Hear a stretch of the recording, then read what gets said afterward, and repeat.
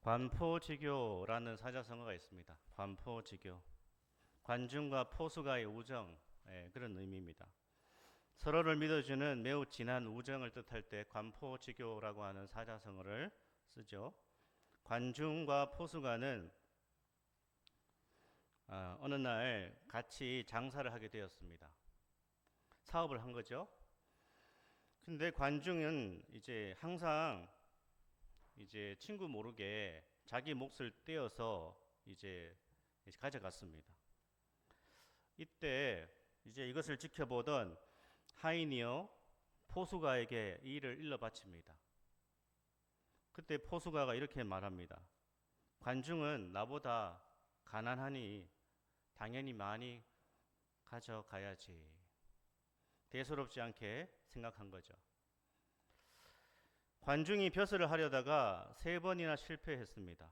그때 포수가는 그 실패한 친구 관중에 대해서 비난하지 않습니다. 관중에게 말하기를 이렇게 말합니다. 자네는 아직 시운을 타지 못한 것뿐이야. 여기서 시운은 일정한 시대의 운이겠죠. 그리고 포수가는 주변 사람들에게 이렇게 말합니다. 실패하지 않는 사람이 있겠는가? 실수하지 않는 사람이 있겠는가? 그 친구는 지금 운이 없었을 뿐이야. 그렇게 위로를 했다고 합니다. 관중과 포수가가 전쟁터에 나가게 되었다고 합니다. 관중은 항상 맨 뒤에 섭니다. 싸우면서도 3번이나 도망을 쳤다고 합니다. 모두가 관중을 비난할 때 포수가는 이렇게 말했다고 합니다. 관중에겐 늙으신 어머니가 있네. 관중이 죽으면 그 어머니를 누가 돌보겠는가? 이 말을 들은 관중은 하늘을 바라보면서 이렇게 말했다고 하죠. 나를 낳아주신 분은 부모님이지만 나를 알아주는 사람은 오직 포수가로구나. 관포지교. 아주 서로를 믿어주는 매우 진한 우정을 뜻할 때 이 사자성어를 쓰고 있습니다. 우리 친구, 이런 형제가 우리의 인생에 있다면 그 사람은 정말 성공한 인생이 아닐까요? 복된 인생이 아닐까? 인생에서 이런 친구가, 이런 형제가 있는가? 우리 자신에게 한번 물어보십시오. 나에게 이런 친구가 있는가? 나에게 이런 형제가 있는가? 이런 사람이 곁에 있는가? 3명의 진실한 친구가 있으면 그 사람은 성공한 인생이라고 하는데, 아니, 인생에서 이런 친구 1명만이라도 있다면 그 사람은 실패한 인생은 아닐 것입니다. 참 복이겠죠. 때로 그리스도인들 가운데 이런 말을 하기도 합니다. 친구가 뭐 필요했습니까? 형제가 뭐 필요했습니까? 그 신앙이 좋은 걸까요? 저는 형제 필요 없습니다. 저는 친구 필요 없습니다. 저는 사람 필요 없습니다. 라고 하는 것은 조금은 극단적인 신앙입니다. 왜냐하면 성경은 우리 인생에서 하나님만이 우리가 가장 신뢰해야 될 우리의 친구가 되시고 우리의 신뢰의 대상이 되시지만 우리 인생에서 좋은 친구와 좋은 배우자와 좋은 형제는 하나님이 주신 선물이다. 이렇게 말씀하고 있다는 것입니다. 친구 필요 없다는 게 아니에요. 형제 자매가 필요 없다 이렇게 얘기하면 안 된다는 것입니다. 우리가 가장 잘 알고 있는 구약에서 우정, 누가 떠오르시죠? 우정하면 구약에 다윗과 요나단. 다윗의 인생에서 요나단이 얼마나 귀한 존재였는지를 우리는 잘 알고 있습니다. 또 친구는 아니지만 아주 귀한 관계가 있지 않습니까? 나오미와 룻과 나오미. 고부 사이지만 너무너무 귀한 관계입니다. 그리고 신약으로 넘어오면 많은 관계가 있지만 사실 예수님과 제자들도 깊은 우정의 관계였다라는 것을 알 수 있습니다. 예수님은 분명히 우리한테 뭐라고 하시죠? 친구가 되신다. 우리 요한복음 15장 15절 말씀을 한번 읽어보겠습니다. 이제부터는 너희를 종이라 하지 아니하리니 종은 주인이 하는 것을 알지 못함이라. 너희를 친구라 하였노니 내 아버지께 들은 것을 다 너희에게 알게 하였음이니라. 아멘. 오늘 잠언 17장 17절은 친구와 형제의 소중함을 알려주고 있습니다. 그리고 어떤 친구를 사귀어야 되고 또 어떤 친구가 되어야 되는가, 어떤 형제가 되어야 되는가, 그리고 어떤 사람과는 친구 관계를 해서는 안 된다라는 것을 말씀하고 있습니다. 자, 우리가 볼 때요, 첫 번째, 미련한 자를 사귀지 말아라. 미련한 자를 사귀지 말라. 이 친구 관계에서 부적절한 사람이 바로 미련한 사람이다라는 것입니다. 우리 12절 말씀, 잠언 17장 12절을 한번 같이 읽겠습니다. 차라리 새끼 빼앗긴 앙콤을 만날지언정 미련한 일을 행하는 미련한 자를 만나지 말 것이니라. 아멘. 이 곰, 암콤이라고 나와 있죠. 이 곰이라는 동물은 어떻습니까? 이미지가 곰하면 좀 이렇게 미련하기도 하고 또는 귀엽기도 하고 이런 이미지잖아요. 근데 사실 곰은 굉장히 위험한 매우 사나운 동물이죠. 우리나라에서 뭐 곰을 직접 대면할 일이 잘 없습니다. 거의 없습니다. 하지만 우리가 TV나 영상을 보면 외국에서는 종종 등산을 하다가 곰을 만나기도 하고 주택가에 곰이 내려와서 막 쓰레기통을 뒤지기도 하고 집 안에 들어오기도 합니다. 이 곰은요, 실제로 만약에 우리가 마주친다면 굉장히 무서운, 두려운 동물 가운데 하나겠죠. 그런데 오늘 12절에 뭐라고 하죠? 새끼를 빼앗긴 암콤을 만난다. 새끼 빼앗긴 곰은 매우 위험하고 너무너무 광포하다라는 것이죠. 그런데 이렇게 새끼 빼앗긴 곰을 만나는 것은 어떻게 됩니까? 내가 죽을 수도 있는 거예요. 그렇죠? 그런 곰 만나면 죽는 겁니다. 그런데 그것보다 더 위험한 것이 뭐라고요? 미련한 친구를 사귀는 것이다. 미련한 친구를 사귀는 것이다. 그런 사람과는 친구 관계를 해서는 안 된다라는 것입니다. 그러면 잠언에서 미련한 사람이 누굴까요? 크게 보면 잠언에서 미련한 사람은 여호와를 경외하지 않는 사람이에요. 하나님 경외하지 않는 사람인데 좁게 보면 미련한 사람은 꽉 막힌 사람입니다. 누구라고요? 꽉 막힌 사람. 그걸 잠언에서 미련한 사람이다. 그러니까 자기 고집대로만 하려는 사람을 잠언에서 미련한 사람이다라고 합니다. 그러니까 이 미련한 사람은 누구의 말도 듣지 않습니다. 누구의 말도 안 들어요. 그냥 자기만 옳은 사람이 잠언에서 미련한 사람이에요. 나만 항상 옳습니다. 그래서 남의 얘기를 안 들어요. 이 사람의 특징은요, 절대로 바뀌지 않는 사람이에요. 이런 것은 소신이 아니죠. 이런 것은 뭐라고 합니까? 똥꼬시예요.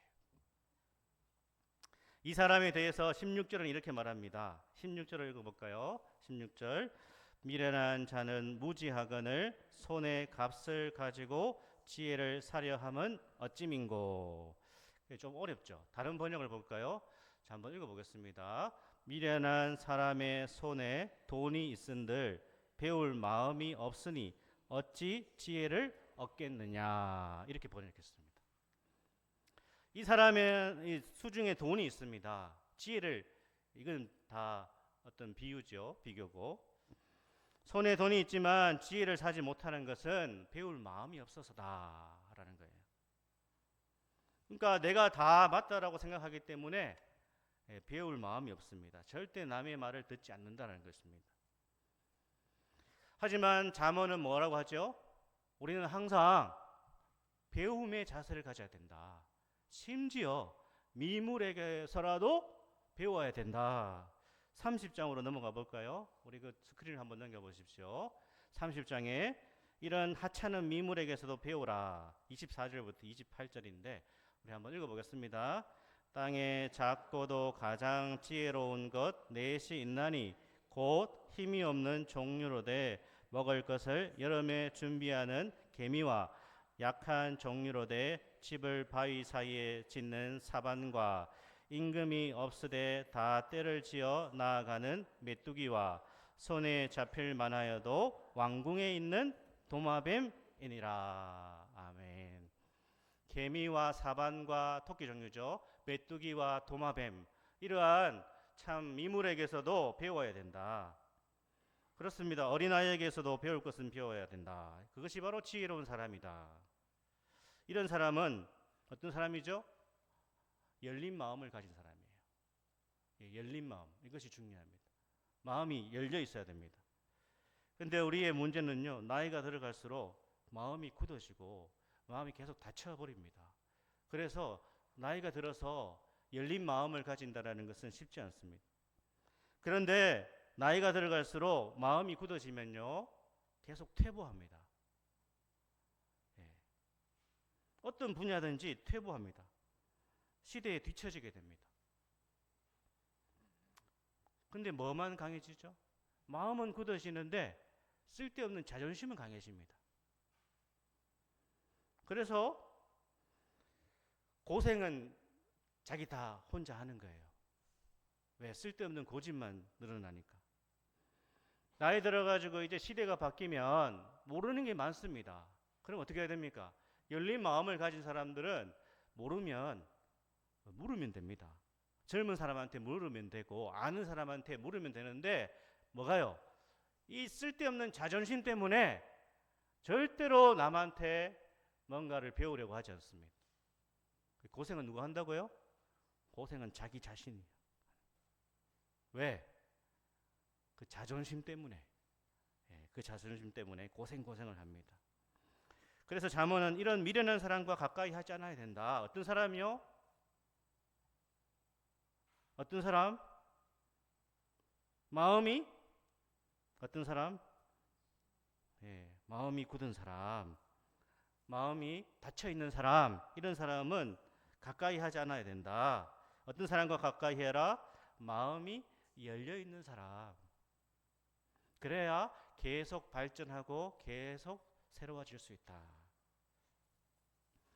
다음으로요, 어떤 사람을 멀리하라? 비슷합니다. 마음이 굽은 자를 멀리하라. 마음이 굽은 자를 멀리하라. 그리고 이제 혀가 패역한 자도 나옵니다. 우리 20절을 한번 볼까요? 17장 20절 말씀 한번 읽겠습니다. 마음이 굽은 자는 복을 얻지 못하고 혀가 패역한 자는 재앙에 빠지느니라. 다른 번역을 한번 읽어보겠습니다. 마음이 삐뚤어진 사람은 복을 얻지 못하고 거짓말만 하는 혀를 가진 사람은 재앙에 빠진다. 아멘. 마음이 굽었다라는 것은 또 이제 마음이 거짓되다, 이런 뜻이에요. 이걸 우리가 관계라는 측면에서 보면요, 상대방을 진심으로 대하는 것 같지만 진심으로 대하지 않는 거라는 거예요. 마음이 굽어 있다라는 것은. 그러니까 진짜 친구 같은데 사실은 진짜 친구가 아니라는 거예요.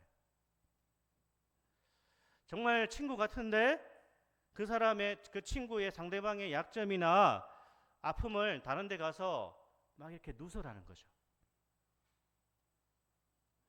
이 사람은요, 마음이 굽은 이 사람은 겉으로는 친구가, 상대방이 잘 되는 것을 원하는 것 같습니다. 근데 속마음은 어떻게 됩니까? 그 사람이, 상대방이 친구라고 생각했던 사람이 잘 되면 속마음은 너무너무 배가 아픈 거예요. 그 친구가 어려움을 당하면 은근히 어떻게 속으로 좋아하는 마음을 가지고 있습니다. 이 사람이 마음이 굽은 사람이에요. 이건 진실한 친구가 될 수 없다는 거예요. 그런데 이런 사람은 시간이 지나면 결국 들통이 납니다. 그래서 관계가 틀어집니다. 이런 사람 곁에는 사람이 없습니다. 사람이 남아있지 않습니다. 어떤 사람은 보면요, 모임을 계속 깨뜨리는 사람이 있어요. 모임을 깨뜨려 나갑니다. 그 사람이 모임을 주도했습니다. 그 사람이 모임을 만들었어요. 그런데 시간이 지나면서 그 사람이 모임을 흩어버립니다. 왜요? 서로에 대한 불신을 키웁니다. 그 모여있는 사람들 사이에 불신을 키웁니다. 관계를 악화시키는 사람이 있습니다. 결국 그 사람은 자신이 모임을 만들었지만 사람들로부터 외면을 당하게 됩니다. 어떤 단체건 어떤 모임이건 간에 사람이 자꾸 모이고 사람들이 가까이 오도록 만들어야 됩니다. 그러기 위해서는 우리의 모임에 시기와 질투, 경쟁심이라는 것을 계속 물리쳐 나가야 된다는 거예요. 시기와 질투, 경쟁심이 그 모임 안에 계속 팽배해질 때에 모임은 흩어지고 관계는 깨진다는 것이죠. 욕심 이런 걸 경계해야 됩니다. 너무 계산적이 되어서도 안 돼요. 너무 계산적. 항상 계산적인 사람이 있습니다. 심지어 그리스도의 모임 안에서도 너무 계산적인 거예요. 우리는 언제나 사람들을 진심으로 대하려고 애써야 됩니다. 그리고 가능한 한 내가 할 수 있는 호의를 베풀어야 돼요. 내가 할 수 있는 한에서 호의를 베풀고 사람들을 진심으로 대하려고 애써야 됩니다. 늘 자기의 이익을 생각하고 계산적인 사람들은요, 신뢰를 얻지 못합니다. 왜냐? 사람들은 바보가 아니에요. 시간이 지나면 다 알게 됩니다. 그리스도인들은 서로를 진실하게 대해야 됩니다. 그리스도인들은요, 서로를 진실하게 대해야 됩니다. 그리고 그리스도인들은요, 사회 속에서도 믿지 않는 사람들에 대해서 진실하게 대해야 돼요. 여러분, 정말 우리가 믿음을 보여줘야 될 때는 이 교회 공동체도 중요하지만 여러분이 일주일을 살아가는 그 세상 속에서, 사회 속에서 진실한 사람이 되어야 됩니다. 아멘. 진실한 사람. 우리 이 문경과 같은 작은 도시는요, 너무너무 서로를 잘합니다. 조금만 지나면, 몇 해만 지나면 다 알게 되는 거예요. 누군지 다 압니다. 어디 사람 누군지, 어느 교회 다니는지 다 압니다. 아니, 그런 걸 떠나서 우리는 세상 속에서 믿지 않는 사람들 관계 속에서도 사람들을 진실하게 대해야 되고 늘 작은 호의를 베푸는 그런 사람이 되어야 된다는 것이죠. 좋은 것, 칭찬, 명예를 혼자 차지하려고 해서는 안 됩니다. 내가 좋은 성과를 얻었어요. 좋은 성과를. 근데 어떻게 하죠? 이 좋은 성과를 얻기 위해서 부하 직원이, 후배가 그 프로젝트를 많이 이렇게 만들어냈는데 자기가 다 한 것처럼 그렇게 합니다. 그 선배, 그런 상사는 신뢰를 잃게 되겠죠? 우리는 사람들 가운데도 보면요, 힘든 일을 할 때는 얌체같이 빠져나갑니다. 온갖 핑계를 다 댑니다. 근데 자기에게 이익이 되면 싹 나타납니다. 그리고 자기가 뭔가 굉장한 것을 한 것처럼 부풀리고 과장하는. 근데 사람들은 다 알게 되어 있다는 거예요. 그 사람은 좋은 사람을 잃게 됩니다. 주변에 좋은 사람들이 떠나가게 됩니다. 사람들이 곁에 없다라는 것이죠. 이런 맥락에서 우리 19절을 볼까요? 19절 한번 읽어보겠습니다. 다툼을 좋아하는 자는 죄가를 좋아하는 자요, 자기 문을 높이는 자는 파괴를 구하는 자니라. 아멘. 여기 자기 문을 높인다고 하죠. 자기 문을 높인다. 이 1차적인 의미는 자신의 문에다가 치장을 많이 한다는 거예요. 온갖 치장을 한다는 거예요. 또 하나는 어떠한 공로를 자기에게 계속 돌린다는 거예요. 그게 뭐라고요? 자기 문을 높인다. 그런데 결국 어떻게 된다고요? 그 문이 내려앉는다. 이렇게 말씀하고 있습니다. 우리는 말로 하나님께 영광이라고 하지만 자기가 영광을 취할 경우가 많습니다. 공로를 주변 사람들과 나눠야 되는데 혼자 다 했다고 착각할 때가 있습니다. 그것은 어리석은 것이다. 그런 사람은 진실한 친구가 될 수 없다. 그런 사람 옆에 사람이 남아있지 않게 된다. 그래서 마음이 굽은 자, 거짓된 혀를 가진 자를 멀리하고 마음과 또 진실한 사람을 가까이 해야 된다. 또 그런 사람이 되어야 된다라고 교훈하고 있습니다. 자, 세 번째는요, 매사에 신중한 친구가 되라 라고 말씀합니다. 매사에 신중한 친구가 되라. 27절 한번 읽어볼까요? 오늘 17장 27절 말씀. 말을 아끼는 자는 지식이 있고 성품이 냉철한 자는 명철하니라. 아멘. 예. 이 말씀도 한번 다른 번역을 한번 읽어보겠습니다. 아는 것이 많은 사람은 말을 삼가고 슬기로운 사람은 정신이 냉철하다. 이렇게 되어 있어요. 여기서 지식이 있는 사람 말을 아낍니다. 어줍지 않은 지식 가진 사람들이 굉장히 말이 많고 잘난 척을 많이 하죠. 제일 무서운 사람이 누구죠? 책 한 권 읽은 사람. 가장 무섭다고 합니다. 근데 통찰력 있는 사람은 성급해하지 않는다. 역시나 우정관계에서도 뭐가 중요하다고요? 우정관계에서도 말이 중요하다. 말을 아껴라. 특히 우정관계에서 형제 자매 관계에서는 다른 사람의 허물에 대해서 말을 아껴야 된다.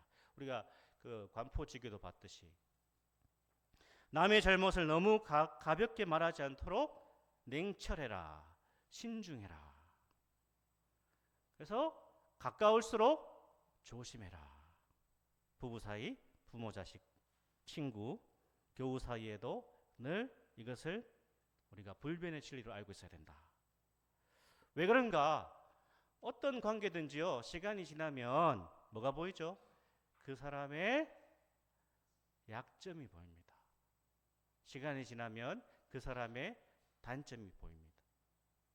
그래서 말을 아껴야 된다. 그렇지 않으면 관계가 깨어지게 된다. 저도 마찬가지지만 어떤 목회자가요, 자기 교회 성도에 대해서 불만을 털어놨습니다. 모임에서 털어놨어요. 불만이 있을 수 있겠죠. 그리고 그 모임에 나온 사람들을 나름 신뢰했기 때문에 자기 교회에 자신을 힘들게 하는 사람에 대해서 불만을 막 얘기했습니다. 아마 목회적인 스트레스가 많이 쌓였겠죠. 그런데 문제는요, 그 모임에서 비난한 그 말이 그 교회 성도의 귀에 들어가고 말았습니다. 목회적으로 아주 큰 곤혹을 치르게 되었다라는 얘기를 들었습니다. 어쩌면 인간관계에서 우리는 이런 비일비재합니다. 하지만 아무리 가까운 사이라도 오해가 생기고 이해가 충돌하면 관계가 깨어질 수 있다. 어떻게 해야 되는가? 관계가 크게 벌어지기 전에요, 해결해 나가야 된다라는 거예요. 해결해 나가야 돼요. 왜 그렇습니까? 이게 빨리 봉합을 해야 되는데 빨리 봉합을 하지 않으면 나중에 손을 쓸 수가 없습니다. 우리 그래서 14절을 볼까요? 자, 14절을 한번 읽어보겠습니다. 다투는 시작은 둑에서 물이 새는 것 같은즉 싸움이 일어나기 전에 시비를 그칠 것이니라. 아멘.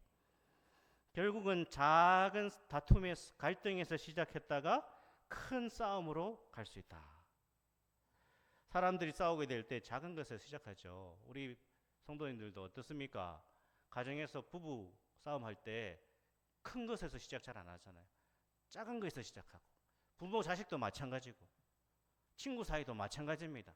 교회 안에서도 마찬가지입니다. 약간 섭섭한 마음이 드는 정도, 별것 아닌 것 같았는데 시간이 지나면서 생각해 보니까 기분이 굉장히 나쁩니다. 자존심이 상합니다. 그런데 이게 해결을 안 하니까 골이 깊어지는 거죠. 여기 비유에서 뭐라고 하죠? 둑에서 물이 새는 것 같은즉, 시작은 뚝에서 물이 새는 것 같다. 그 댐에서 물이 조금씩 쫄쫄쫄 새고 있습니다. 뭐 별거 아니겠지 라고 방치하죠. 하지만 댐에서 물이 쫄쫄쫄 셀 때에 방치하면 어떻게 된다? 뚝이 터지게 된다. 나중에 어떻게 되죠? 뚝이 터지면, 댐이 터지면 어떻게 됩니까? 그 밑에 온 마을이 완전히 물에 잠기고 그냥 쑥대밭이 되는 거죠. 두 사람의 문제에서 이제 그 마을 전체의 문제로 커지게 되는 것이죠. 어떻게 커집니까? 두 사람한테 시작됐는데 이제 편가르기가 시작되는 겁니다. 이제 막 완전히 그냥 갈라지는 겁니다. 내가 부주의해서 상대방의 감정을 상하게 했다면 어떻게 해야 될까요? 시작이 그렇게 됩니다. 내가 부주의했습니다. 내가 말을 실수했습니다. 내가 행동을 실수했습니다. 어떻게 하면 됩니까? 모르십니까? 어떻게 하면 됩니까? 그냥 자존심을 좀 내려놓고 사과하면 되죠. 그러면 그 뚝에서 새는 쫄쫄쫄 흐르는 그 물을 막는 것이죠. 사과하면 뚝이 터지지 않습니다.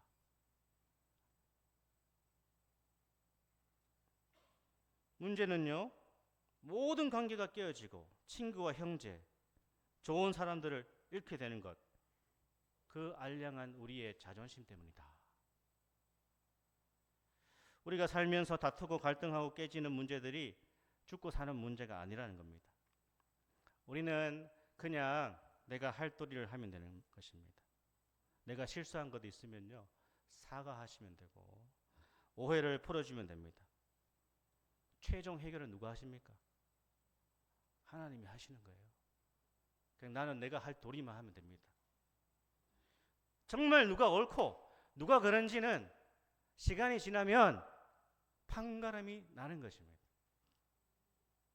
무엇보다 좋은 친구, 신뢰할 만한 형제, 좋은 사람들을 잃지 않으려면요, 우리가 매사에 신중해야 된다라고 잠언에서 교훈하고 있습니다.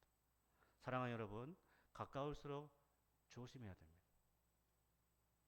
그 사람의 단점에 대해서 어떻게 하는 것이 좋습니까? 우리는 최대한 그 사람의 단점과 허물에 대해서 어떤 사정이 있겠지, 이런 생각을 늘 하셔야 돼요. 그럴 만한 이유가 있을 거야, 그렇게 생각하셔야 됩니다.